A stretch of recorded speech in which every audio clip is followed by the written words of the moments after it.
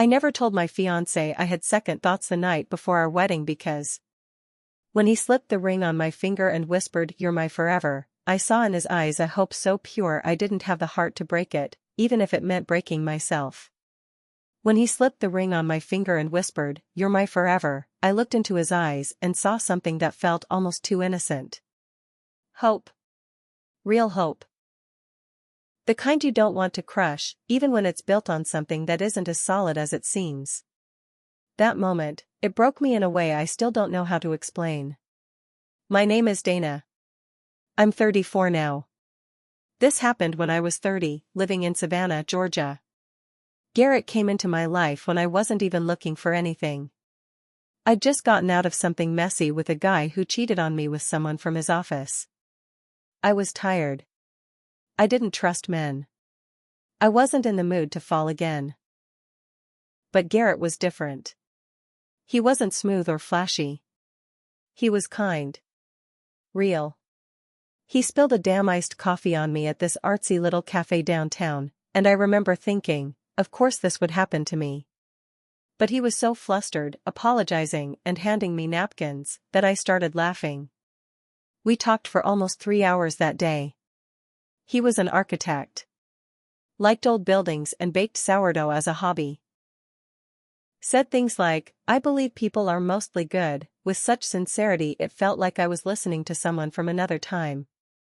It didn't take long before we were spending nearly every day together. 6 months in, he proposed. Tybee Island. Sunset. One knee. I should have been crying from happiness. I wasn't. I was shaking. Inside, I was panicking. It was too soon. I didn't know if this was right. But I said yes anyway, because I thought, what kind of monster says no to someone who looks at you like that? From that day forward, everything moved faster than I could process. My mom was over the moon. My friends were texting me Pinterest boards. Garrett wanted to be involved in everything: flowers, cake flavors, napkin colors. He was all in. Me? I felt like I was being dragged by the current. I kept telling myself I just had cold feet. That it would pass. That I'd grow into the love he had for me. But the night before the wedding, it hit me. I sat in the hotel bathroom, still in my robe after the rehearsal dinner, looking in the mirror under those harsh lights. I whispered, "You don't love him the way he loves you." My heart felt heavy. Not scared, wrong. I could have called it off. But I didn't. Because all I could think about was his face when he proposed. How he looked at me like I was his whole world. I didn't want to destroy that. I thought I could make it work. So I married him. And when he said, "You're my forever," while sliding the ring onto my finger, I didn't feel joy. I felt like I was lying. The first year wasn't bad. We bought a house in Decatur. Quiet street. Nice neighbors. I filled the rooms with throw pillows and candles like I was trying to decorate away the emptiness I felt. Garrett would bring home wine, make dinner, tell me about work. Always with that soft, easy smile. I tried to love him the way he deserved. I tried so damn hard. But love isn't something you can fake forever. Then I met Alex. He was working construction on the house next door. First time I saw him, he was loading wood into a truck with his shirt off in the middle of August. Tan skin, tattoos, that cocky little smirk. He caught me staring and just nodded like he already knew how the story would go. I told myself I was just bored. Just curious. But it turned into something else fast. At first it was just talking. Then laughing. Then secret glances.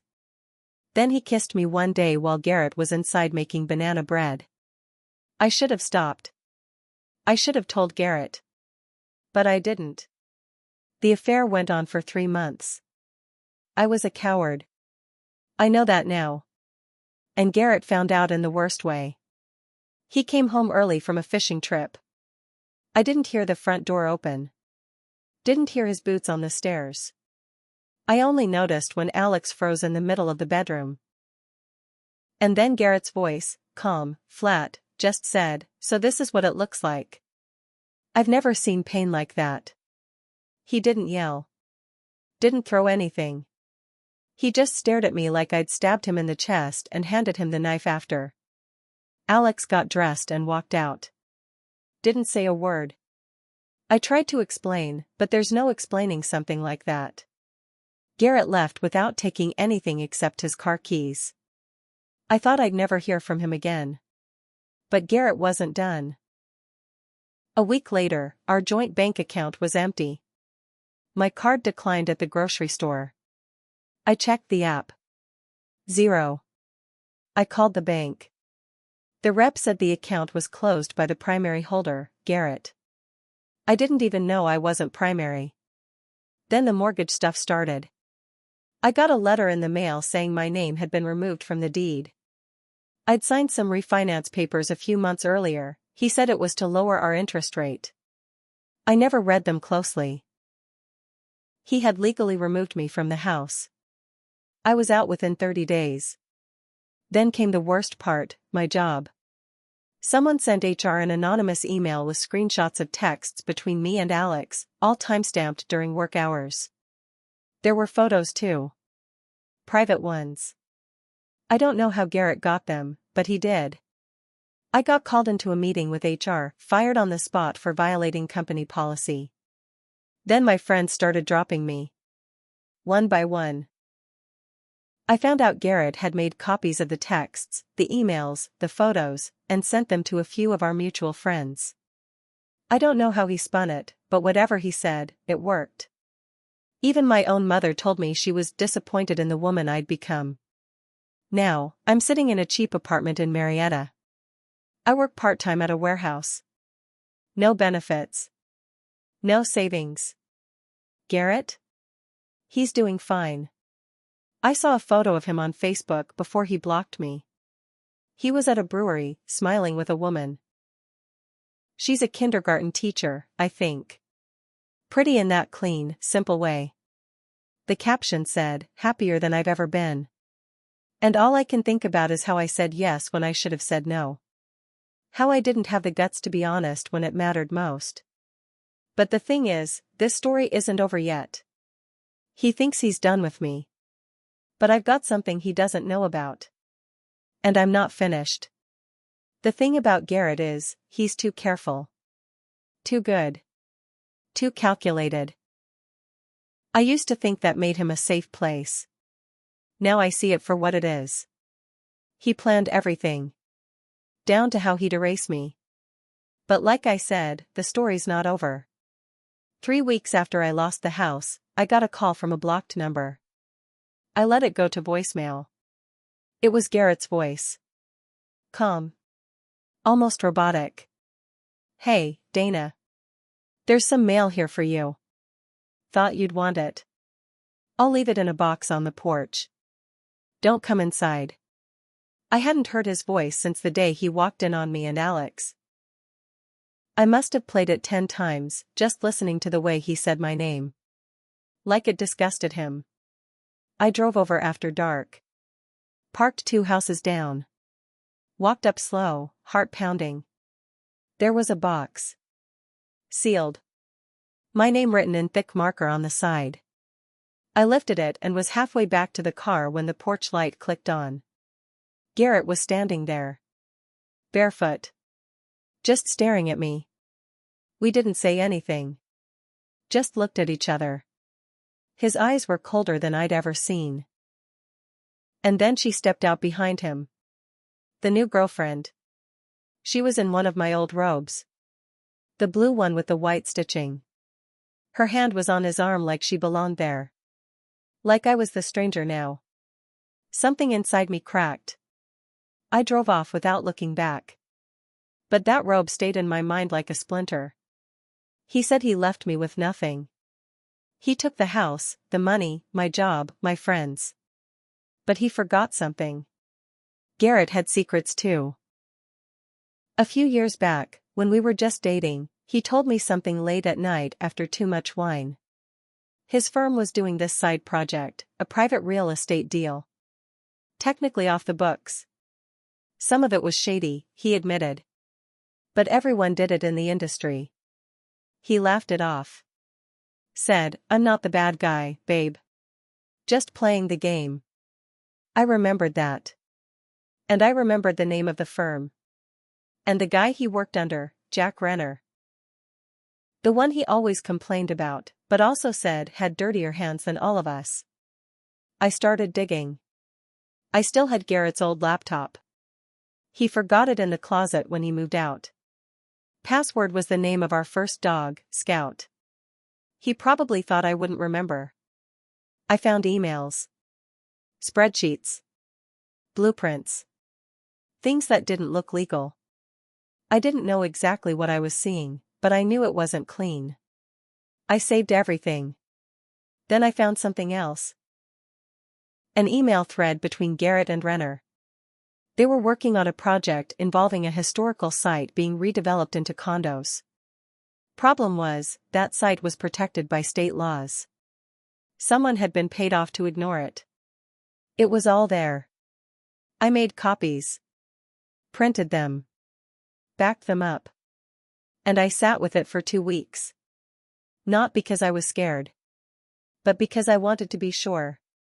Then I sent it. To a local reporter who specialized in corruption stories. To the city council. To a watchdog group that dealt with illegal development in Georgia. I didn't put my name on it. But I watched. And the fire started slow. First, there were whispers online. A tweet from a council member saying we're reviewing an anonymous tip about a local firm's recent projects. Then a small article. Then a bigger one. Then a full-blown investigation. Garrett's name was in it. So was Jack Renner's. A month later, the firm was raided. Computers seized. Garrett was put on unpaid leave pending review. Renner lawyered up. I watched it all unfold from my tiny apartment with a cup of coffee and no job to go to. And still, I didn't feel satisfied. Because Garrett still had her. The girl in my robe. The one who looked at me like I was the intruder on my own porch. So I kept watching. Waiting. Gathering. I found out more. About her.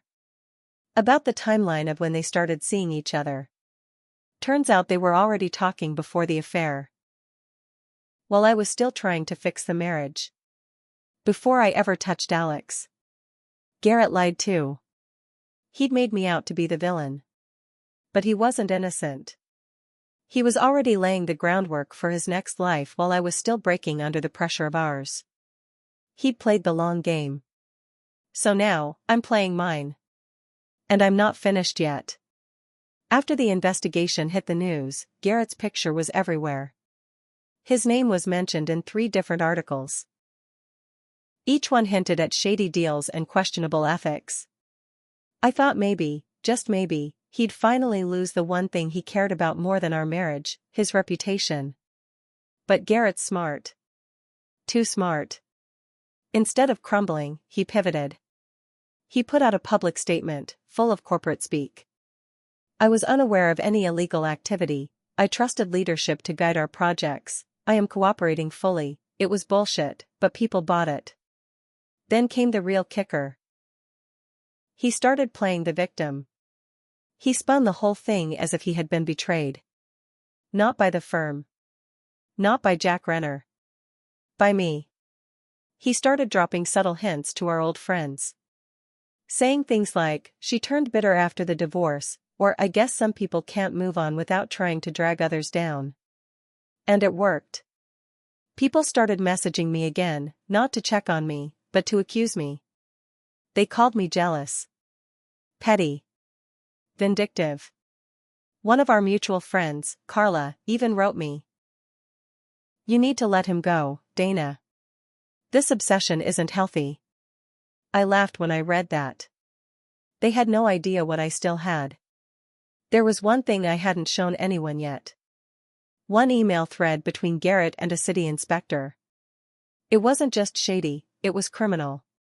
He had directly bribed the guy to sign off on a building that didn't meet code. If that came out, Garrett wouldn't just lose his job. He'd lose everything. I held on to it. Not because I wanted money. Not because I wanted him in jail. But because I wanted to control something.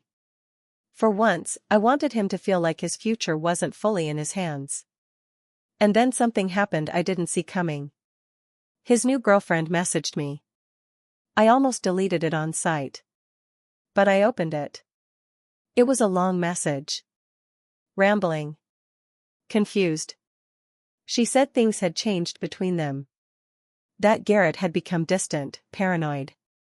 That he had started locking his phone, getting home late, lashing out when she asked simple questions. She said she found an old photo in his desk drawer. Of me.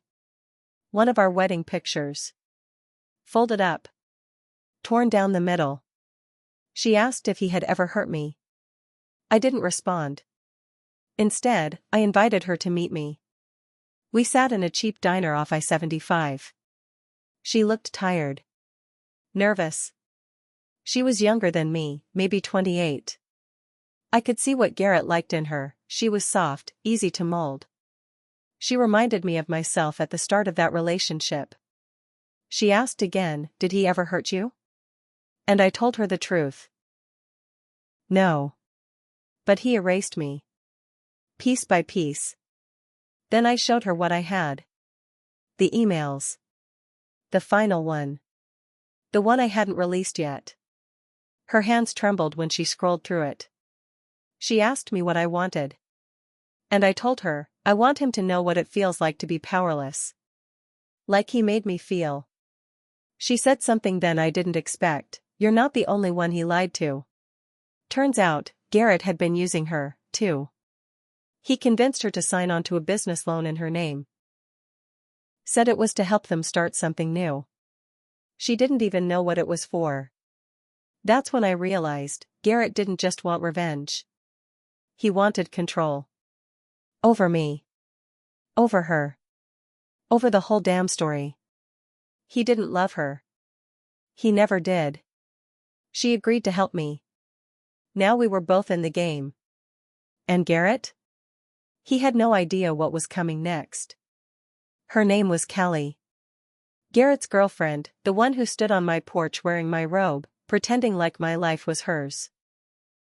Now, we were sitting side by side at my small kitchen table, planning the end of the man who broke us both in different ways. She gave me copies of the loan documents Garrett had her sign.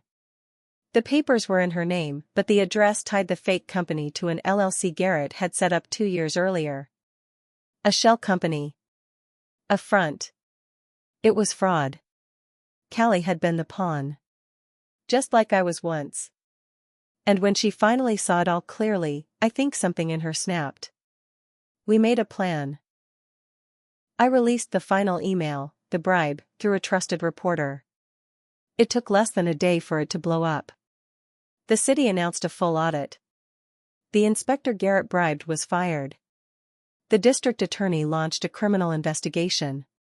And Garrett's firm, already bleeding, cut ties with him to save themselves. That should have been enough.